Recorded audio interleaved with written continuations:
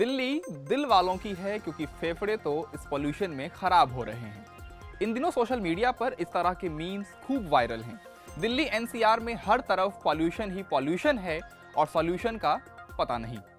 Solution के नाम पर सरकार के पास कुछ पाबंदियां हैं जिन्हें ग्रेडेड रिस्पॉन्स एक्शन प्लान यानी ग्रैप कहा जाता है। सरकार ने दिल्ली में इसका चौथा चरण लागू कर दिया है।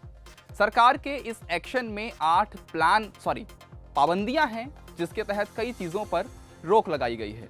तो चलिए देखते हैं कि दिल्ली वालों के लिए GRAP यानी ग्रैप 4 में क्या है। पहला पॉइंट, दिल्ली में आवश्यक सामान ले जाने वाले और LNG CNG इलेक्ट्रिक ट्रकों को छोड़कर बाकी सभी ट्रकों के प्रवेश पर रोक रहेगी। दूसरा, EV CNG और BS6 डीजल गाड़ियों को छोड़कर दिल्ली के बाहर पंजीकृत हल्के कमर्शियल गाड़ियों की एंट्री पर भी रोक रहेगी।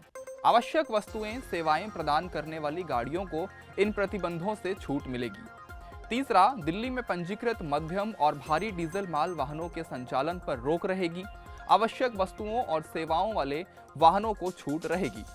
हाईवे, सड़क, flyover, overbridge, power transmission lines, pipeline जैसी सार्वजनिक परियोजनाओं के कंस्ट्रक्शन और डिमोलिशन पर पाबंदी रहेगी। यानी अगर आपके घर के आसपास या गली मोहल्ले में सीवर की खुदाई का काम चल रहा है तो अब कुछ समय के लिए ये काम रुक जाएगा।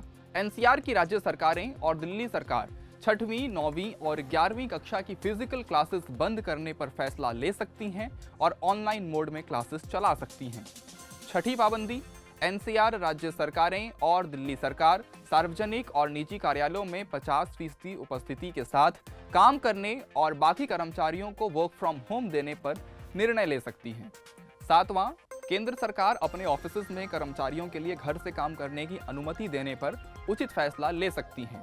आठवां, राज्य सरकारें अतिरिक्त आपातकालीन उपायों पर विचार कर सकती हैं जिसमें कॉलेज और शैक्षणिक संस्थान और गैर आपातकालीन कमर्शियल संस्थाओं को बंद करना शामिल है। साथ ही गाड़ियों को लेकर ऑड इवन स्कीम लागू किया जा सकता है। दिल्ली के पर्यावरण मंत्री गोपाल राय ने कहा है कि केंद्र सरकार के आंकड़े बताते हैं कि पंजाब में पराली पिछले साल से कम जलाई गई है। पंजाब के पराली के धुएं का दिल्ली पर उतना असर नहीं है जितना हरियाणा और उत्तर प्रदेश का है।